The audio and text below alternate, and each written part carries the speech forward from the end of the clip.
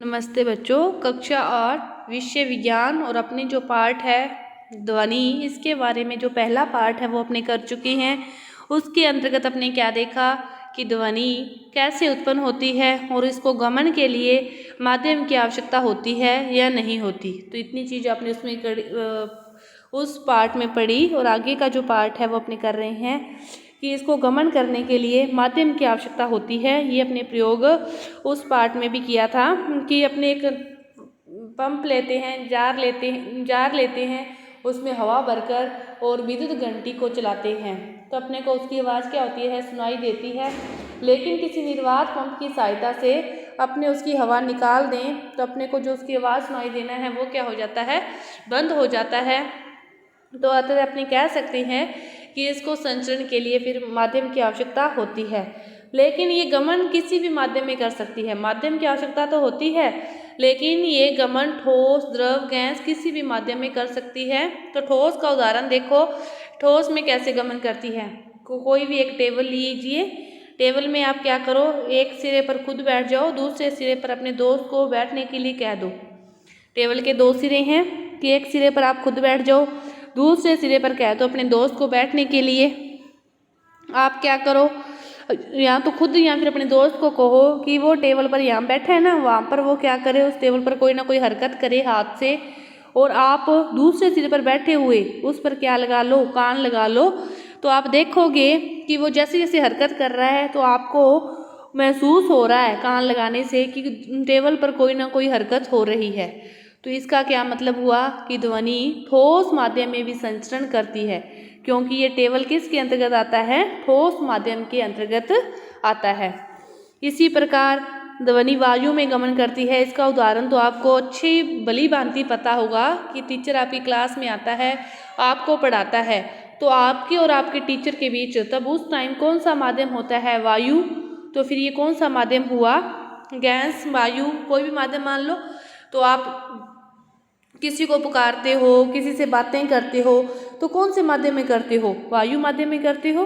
तो इससे आपको पता चल गया कि ध्वनि ठोस माध्यम में भी और वायु माध्यम में भी गमन करती है।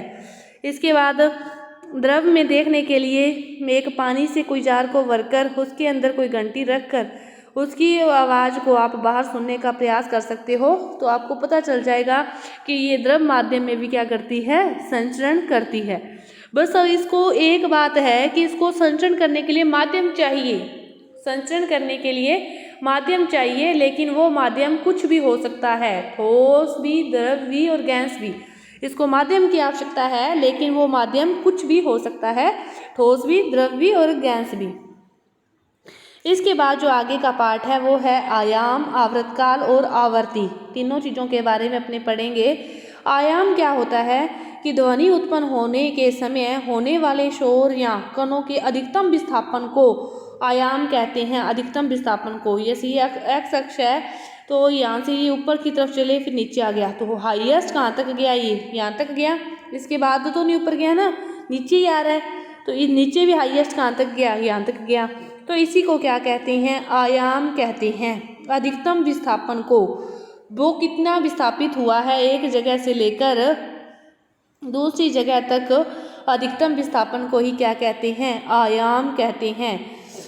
प्रति सेकंड होने वाले दोलनों की संख्या को आवर्ती कहते हैं। प्रति सेकंड होने वाले दोलनों की संख्या को आवर्ती, अधिकतम विस्थापन कि वो कितनी दूरी तक हाईएस्ट गया, और आवर्ती प्रति सेकंड होने वाले दोलनों की संख्या को क्या कहते हैं, आवर्ती कहते हैं। और आवर्ती को किस में मापा जाता है, हर्ट्ज में मापा जाता है। आवर्ती और आयाम किसी भी ध्वनि के दो महत्वपूर्ण गुण हैं। हम इन दोनों के आधार पर ही ध्वनियों में क्या करते हैं, भेद कर सकते हैं। आयाम अधिकतम विस्थापन, आयाम अधिकतम विस्थापन, और प्रति सेकंड होने वाले दोलनों की संख्या को आवर्ती। प्रति सेकंड होने वाले दोलनों की संख्या को क्या कहते हैं, आवर्ती। जब कंपन का आयाम अधिक होता है ना, तो जो उत्पन्न ध्वनि है वो क्या होती है, प्रबल होती है, और जब कंपन का आयाम कम होता है तो जो उत्पन्न ध्वनि है वो क्या होती है, मंद होती है। जब कंपन का आयाम अधिक होता है तो वो ध्वनि कैसी होगी, प्रबल होगी। जब आयाम कम होगा, आयाम क्या था, अधिकतम विस्थापन, मतलब जितना अधिक विस्थापन होगा ध्वनि उतनी ही प्रबल होगी, और जितना कम विस्थापन होगा ध्वनि उतनी ही क्या होगी, मंद होगी। तो और ध्वनि की जो प्रबलता है वो उसके आयाम पर निर्भर करती है। जो प्रबलता है वो किस पर निर्भर करती है, आयाम पर ही निर्भर करती है। और आयाम जितना अधिक होगा, वो भी पढ़ा है अपने, उसकी प्रबलता क्या होगी, ध्वनि उतनी ही क्या होगी, प्रबल होगी। और जब आयाम छोटा होगा तो फिर ध्वनि क्या होगी, मंद होगी। आवर्ती ध्वनि की तारतम्य और तीक्ष्णता को निर्धारित करती है। और यदि कंपन की आवृत्ति ज़्यादा हो तो ध्वनि उतनी ही तीक्ष्ण होती है, और यदि आवृत्ति कम हो तो तारतम्य कम होता है। आवृत्ति ज़्यादा हो तो तीक्ष्ण होती है, आवृत्ति कम हो तो फिर तारतम्य क्या होता है, कम होता है। और प्रबलता भी निर्भर करती है उसी पर। आयाम ज़्यादा हो तो प्रबल होगी, और आयाम कम हो तो दुर्बल होगी या कम प्रबल होगी। आवर्ती अपने पढ़ चुके हैं कि प्रति सेकंड होने वाले दोलनों की संख्या को ही क्या कहते हैं, आवर्ती कहते हैं। और आवर्ती को किस में दर्शाते हैं, आवर्ती को हर्ट्ज में दर्शाते हैं। इसके बाद प्रबलता कंपन के आयाम पर निर्भर करती है, ये भी पढ़ लिया। एक बात और, ये आयाम के वर्ग के समानुपाती होती है। प्रबलता आयाम के वर्ग के समानुपाती होती है। यदि आयाम दुगना होगा, वर्ग के समानुपाती है, तो फिर वो दुगना होगा तो इसका वर्ग करेंगे तो फिर वो कितना हो जाएगा, 4 गुना। तो फिर प्रबलता कितनी हो जाएगी, 4 गुनी हो जाएगी। प्रबलता आयाम के वर्ग के समानुपाती होती है। और प्रबलता को किस में लिखते हैं, डेसिबल में। आवर्ती को हर्ट्ज में और प्रबलता को डेसिबल में, प्रबलता को डेसिबल में। आवर्ती के लिए जो विभिन्न समय हैं कि अपनी जो सांस लेते हैं उस समय जो प्रबलता है वो कितनी होती है, 10 डेसिबल। अपने कानाफूसी करते हैं तो 30 डेसिबल। सामान्य बातचीत जो होती है 60 डेसिबल, और व्यस्त ज़्यादा से ज़्यादा 70 डेसिबल, और औसत है वो कितना है, 80 डेसिबल होता है। उदाहरण में देखो कि जो ढोल है ये मंद आवृत्ति से कंपित होता है, परंतु सीटी की जो आवृत्ति है वो कितनी होती है, अधिक होती है, तीक्ष्ण होती है, तीखा होता है ना सीटी। ढोल कम तारतम्य की ध्वनि उत्पन्न करता है, सीटी क्या करती है, अधिक तारतम्य की ध्वनि उत्पन्न करती है। और शेर की ध्वनि की तारतम्यता पक्षी की आवाज़ से कम होती है, यद्यपि शेर की दहाड़ की प्रबलता पक्षी की आवाज़ से, मतलब उसकी दहाड़ है जो उसकी प्रबलता है वो तो पक्षी से अधिक है, लेकिन उसकी जो तारतम्यता है ना वो पक्षी से कम होती है। तारतम्य पक्षी की आवाज़ में ज़्यादा होता है, शेर की आवाज़ में कम होता है, लेकिन प्रबलता शेर की आवाज़ में ज़्यादा होती है, पक्षी की आवाज़ में कम होती है। इसके बाद देखो, और इसके बाद ध्वनियों के प्रकार हैं, 3 प्रकार की होती है। कितने प्रकार की, 3 प्रकार की। श्रव्य, अपश्रव्य, प्राश्रव्य। श्रव्य वह प्रास होती है जो अपने सुन सकते हैं, श्रव्य वह प्रास होती है जिसे अपने सुन सकते हैं। प्राश्रव्य बहुत ऊंची आवाज़ होती है जिसको अपने बर्दाश्त नहीं कर सकते, और अपश्रव्य भी अपने नहीं सुन सकते, अपश्रव्य को भी अपने नहीं सुन सकते। तो जो 20 से 20,000 हर्ट्ज के बीच की ध्वनियाँ हैं जिन्हें अपने सुन सकते हैं वो किसके अंतर्गत आती है, श्रव्य के अंतर्गत आती है। लेकिन 20,000 से अधिक की जिसे नहीं सुन सकते वो प्राश्रव्य, और 20 से कम की वो किसके अंदर आ जाएगी, फिर अपश्रव्य के अंतर्गत आ जाएगी। प्राश्रव्य की जो ध्वनियाँ हैं ये होती है अल्ट्रासाउंडिक किरणें, या फिर किसी वो जो चमगादड़ हैं रात्रि को चलते हैं तो वो भी इन्हीं किरणों का यूज़ करते हैं, प्राश्रव्य ध्वनियों का। बहेल या कुत्ते, तो ये वो जो सुनने की क्षमता रखते हैं, इन ध्वनियों को सुनने की क्षमता कुत्ते और बहेल ही रखते हैं, बहुत ज़्यादा ये होती है तीखी। तो इसके बाद है श्रव्य अपने कर ली, और अपश्रव्य जो उससे कम होती है जिन्हें अपने नहीं सुन सकते। और प्राश्रव्य ध्वनियों का जो प्रयोग है वो स्कैन करने के लिए किया जाता है, इसका प्रयोग स्कैन करने के लिए किया जाता है। इनमें अंतर देखो, श्रव्य जो मनुष्यों द्वारा सुनी जा सके वो तो है श्रव्य, और अश्रव्य जो मनुष्यों द्वारा नहीं सुनी जा सकती, बहुत ही कम होती है। इसकी जो आवृत्ति होती है 20 से 20,000 हर्ट्ज होती है, और इसकी 20 हर्ट्ज से कम होती है। अब अश्रव्य की 20 से कम होती है, और प्राश्रव्य की 20,000 से ज़्यादा होती है। प्राश्रव्य की 20,000 से ज़्यादा वो भी मनुष्य नहीं सुन सकते, और 20 से कम वाली को भी मनुष्य नहीं सुन सकते। 20 से 20,000 तक ही मनुष्य सुन सकते हैं, मनुष्य के कान इतनी ध्वनि को ही बर्दाश्त कर सकते हैं। इसके बाद है संगीत और शोर।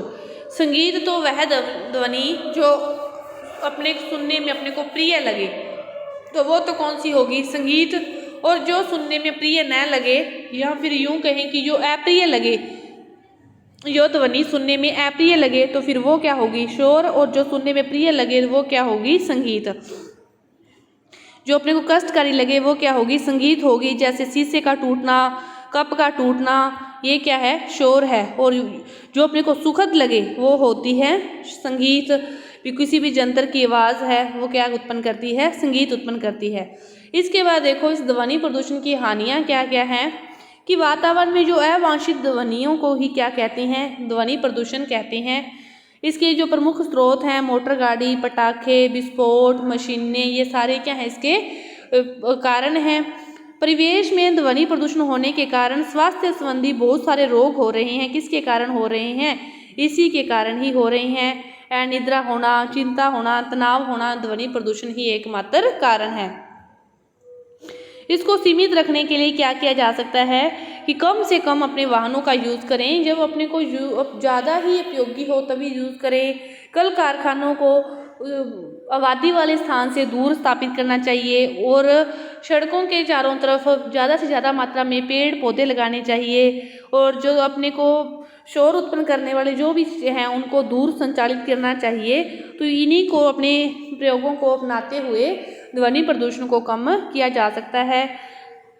इसके रोकथाम के लिए, मतलब अवांछित जो ध्वनि है उसी को क्या कहते हैं, ध्वनि प्रदूषण कहते हैं। ये सारे इसके कारण हैं। ये मशीनें, लाउड स्पीकर का चलना, गाड़ियों का चलना, तो ये सारे क्या हैं, इसके कारण हैं। और इसकी रोकथाम बस यही की जा सकती है, या तो इनका प्रयोग कम करके, या फिर इनका प्रयोग तभी किया जाए जब अपने को बहुत ज़्यादा आवश्यकता हो। इनका प्रयोग तभी किया जाए जब अपने को इसकी बहुत ज़्यादा आवश्यकता हो। इस पाठ में आपने क्या सीखा, कि ध्वनि को उत्पन्न होने के लिए, ध्वनि कैसे उत्पन्न होती है, कंपन से उत्पन्न होती है। इसको गमन करने के लिए किसकी आवश्यकता होती है, माध्यम की आवश्यकता होती है। फिर चाहे माध्यम वो ठोस हो, द्रव हो, गैस हो, सभी के अपने उदाहरण भी किए थे। और मनुष्यों में ये ध्वनि वाक यंत्र द्वारा उत्पन्न होती है। और ध्वनि को गमन करने के लिए माध्यम की आवश्यकता होती है। निर्वात में ध्वनि गमन नहीं करती, प्रकाश गमन करता है। और किसी भी वस्तु को इधर उधर गति को ही दोलन गति कहते हैं। और प्रति सेकंड होने वाले दोलनों की संख्या को आवर्ती कहते हैं। अधिकतम विस्थापन को आयाम कहते हैं। और आवर्ती जितनी अधिक होगी वो ध्वनि उतनी ही प्रबल होगी। प्रबलता है वो उसके वर्ग के समानुपाती होती है, कि यदि आवर्ती 2 गुनी होगी तो प्रबलता 4 गुनी होगी। तो कंपन का आयाम जितना ज़्यादा होगा उतनी ही ध्वनि तीव्र होगी। और आवर्ती को हर्ट्ज में मापते हैं और प्रबलता को डेसिबल में मापते हैं। इसके बाद ध्वनियों के प्रकार पढ़े थे, 3 प्रकार की थी, श्रव्य, अपश्रव्य, प्राश्रव्य। श्रव्य की प्रास 20 से 20,000, अपश्रव्य की 20 से कम, और प्राश्रव्य की 20,000 से ज़्यादा। तो आपका ये चैप्टर है पूरा हुआ। धन्यवाद।